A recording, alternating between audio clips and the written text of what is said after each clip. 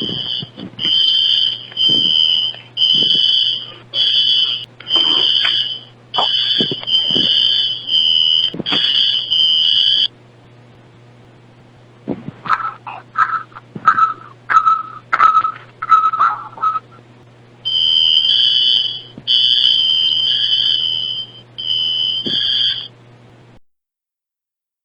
test of the emergency non-physical program. You can hear this is there is an emergency, and you're going to be notified what to do next. And remember, don't panic. That's the only way to survive this cataclysm. So fasten your seatbelts. It's the end of the world as you know it. It is the end of the world as you know it.